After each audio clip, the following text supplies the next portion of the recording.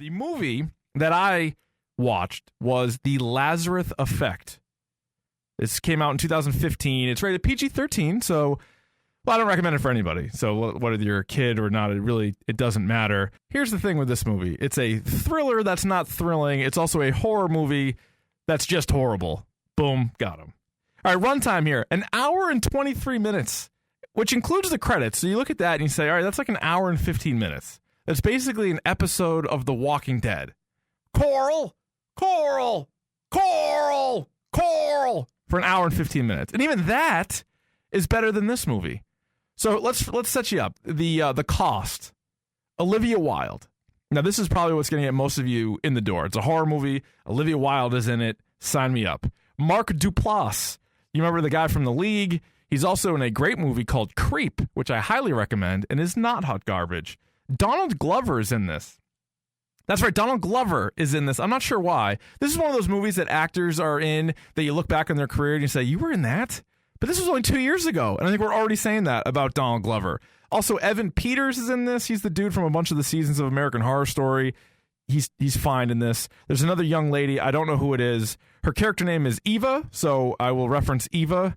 That's who that is. And that's pretty much the entire cast in this movie, aside from a very solid dog actor who probably gives the best performance in the film. So here we go. Here's the movie. Science. There's a lot of science involved. We're dealing with doctors, smart science, big words, some experiments. They're working in a dark lab. It's always dark, maybe too dark in this lab. And the movie starts. They got a dead pig on a table, and they got this Lazarus serum, and they're trying to bring it back from the dead. Once, twice, thrice. They try to doesn't work. It doesn't happen. Olivia Wilde, Mark Duplass, Glover, and Peters, they're all medical researchers, or I assume. I think that's what they are.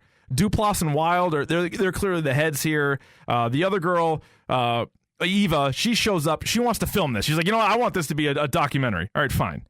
So we find out that Duplass and Wilde are a couple. Okay, maybe Wilde and Glover were at some point. There's like one scene between the two of them, and you're not really sure what's going on.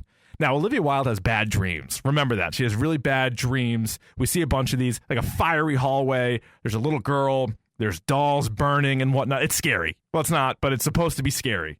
She also, this drove me nuts. She does a lot of research in the dark, and she's listening to really creepy opera music. You know, 'cause that's what people do. They listen to, like, I gotta go back and look through some of the stuff. Turn on the old opera music, turn all the lights off, and that won't be weird. So now we have more science. I believe at one point somebody says the term potassium selectite indicator. Maybe I heard it wrong. So now they grab a dead dog. The pig didn't work. Let's go to a dog. They grab a dead dog. They flip a switch a few times. Next thing you know, once, twice. Third time, yes. Dog is awake. So obviously they're excited. They just brought a dog back from the dead. So they throw a party with champagne in the lab. They don't leave the lab. Like, let's go to a bar. No, let's stay in the lab and have a toast. So Duplass and Wilde, they take the dog home. He names the dog Rocky. He says it's a true underdog story. So he's really calm, the dog. They get home. The dog's laying down. Looks like a really kind of chill dog. Just kind of hanging out. Looks like he fits right in. And Olivia Wilde's like, oh my God, he's weird. Like, don't you think he's weird? He's not weird. He's not. I mean, maybe they should have done something else to make him look weird. So that night, Olivia Wilde is laying in bed alone. I don't know what happened to Duplass. They don't really explain that or where he is, but she's in bed by herself. Dog enters the room. Right, he's growling. He's like really like on the bed, 2 feet on the bed, kind of growling. And then it just cuts to the next day. Nothing happens. She's fine. Nothing happens. The next day, the bunch of them having conversations about what happens when you die. Blah, blah, blah. Who cares? The dog gets an MRI. Let's throw the dog on the MRI, see what's going on. One of the guys references Cujo. It's a dog movie. And the dog kind of looks like Cujo, I guess. This is weird. This was a weird character choice, I felt like. Evan Peters, at one point, the dog is now in like a crate. I don't like dogs in crates, by the way. I know people put dogs in crates. That's not for me. I like the dog to be free. They can really explore the space. Some people tell me, no, dogs like crates. They like the protection. I don't know.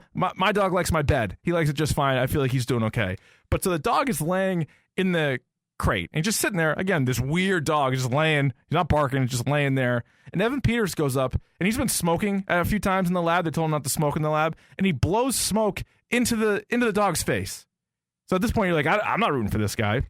Next thing you know, the dog somehow gets loose. Evan Peters thinks they should kill the dog. Now, this is also not explained in the movie. It turns out that the board, like the financial board, found out about what the experiments were going on, and they're pissed off. They thought it was like coma research, not, these guys playing God, etc. So everything confiscated from the lab. They bring in all these people, they sack everything, and apparently they had a mole. They must have had an inside man telling them what was going on in there. We don't find out who that is. There's only 5 of them, the 4 researchers and this documentary girl. They're the only ones who knew, and apparently their stuff is gone. We don't know who the mole was. I feel like that would have been important. Like, who turned on us? Nothing. That's not there. So what do you do now? All the research is gone. Well, obviously you want to break back into that same lab and do the same experiment again. We're going to film it. Now we'll have our research. So they take another dead dog. I don't know where they're getting these dead dogs, but they have a new dead dog. They want to give him the Lazarus Effect. And somehow, while they're doing the process, one which they've already done to the pig and to the dog, Olivia Wilde gets electrocuted and she's dead. She's like, she hits the deck. She's down. So they try to shock her back into life. And obviously what they do is they rip her shirt off because, again, it's Olivia Wilde in this movie. They rip her shirt off. Not all. I mean, the bra on. It's PG-13. I already told you that. It's PG-13. Bra on. But they're trying to shock her. Clear! All that not working. So Duplass is like, well, you know what I'm going to do? I'm going to throw her on the table, give her a little taste of the Lazarus Effect. The rest of the group is like, no, you can't do that. Remember the dog was nuts? The dog was crazy? Duplass is like, I don't care. He tries bringing her back. And now all of a sudden, they're all distracted because remember, they're not supposed to be in there. So they're all distracted by the guard making the rounds. So they're all ducking around. Next thing you know, Olivia Wilde, apparently on the table, sits up like the goddamn Undertaker, and there's like a sheet over. So you know what? It kind of reminded me of when Sidney Prescott saw her mom in Scream 3. It was like a vision in Scream 3. I guess that's more of a body bag than a sheet, but you get the idea. So they rip the sheet off of Wilde. She's supposed to look all terrible, like, oh my God, she looks kind of dead, but it's still Olivia Wilde. So like she's kind of grayer, but she looks pretty hot to me. And then she goes, did I just die? And there, no answer, just cuts to the next day. So Duplass puts a necklace on her, and there's a cross on the necklace, and as soon as it goes around her neck, it triggers like this telepathic power. So she's like Sookie Stackhouse now from True Blood, and when Duplass leaves the room, she also starts doing like Jedi mind tricks on like a pen.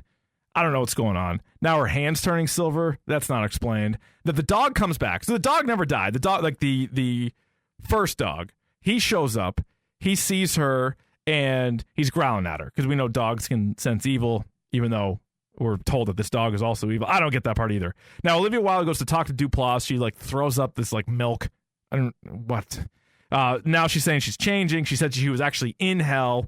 Now Eva, the documentary girl, she somehow winds up in one of these Olivia Wilde reoccurring dreams in the hallway. Like she's in the hallway. Again, not explained, but she's in there. We get a final real transformation on Olivia Wilde going to the dark side, I guess, as her eyes are all black. That's really the best thing. And then she tried to kiss Donald Glover. He's like, no thanks. So then she stuffs him in a locker and then crushes it with her mind. Yeah, that happened. Stuffed into a locker, melts it with her mind. So he's dead. One down. Evan Peters, he's standing there. He's got a pen in his hand. He didn't see what happened to Donald Glover. Olivia Wilde, she already showed us the Jedi mind tricks before. She spins that pen back down to his throat, chokes. He's dead. Now, Duplass and the documentary girl, they're terrified. They're hiding from Olivia Wilde. She finds Duplass. She comes around and just squeezes his head to death. Like, just crushes his head with her bare hands. So now Eva, who, as far as I know, we're led to believe is just a film student. Like, that's all she is. She wants to do a documentary. She starts going all science. She's got syringes. She's got liquids. She's like Dr. Frankenstein back there whipping something up crazy. More opera music obviously is playing at this point. You get another flashback. Now the documentary girl sees into Olivia Wilde's past. She has matches in her hand. Olivia Wilde's character, you know it's her as a young girl, has matches in her hands. So this was not only the hell that she kind of went to, but you know what? Holy crap. I think Olivia Wilde's the one who started that fire. She started a fire in which she was growing up with. They kind of tell you about that throughout the whole process. And just in case you didn't know that she started the fire, Eva looks at her and says, quote, "You started the fire." Yes, she did. So then she grabs Olivia Wilde with like the needle and that she's concocted. I don't know what's in there. She stabs her with it. Fire department shows up. We're like, oh, wow, like she's going to make it. Turns out that girl, I guess, was just imagining the whole thing. There are no firefighters. Olivia Wilde's she's alive and well, and she takes that girl Eva and snaps her neck. So she's dead. So she just killed everybody. And then for whatever reason, Olivia Wilde grabs Mark Duplass's lifeless body, throws it on the table, and gives him the Lazarus Effect. End scene. End film. Maybe we get a sequel out of this. I don't know. Good news, though. It is only an hour and 23 minutes, but I do not recommend it. I thought it was a poor choice in film that I saw. So there you go. That's a hot garbage. That's a movie that you guys don't have to see. Thank you.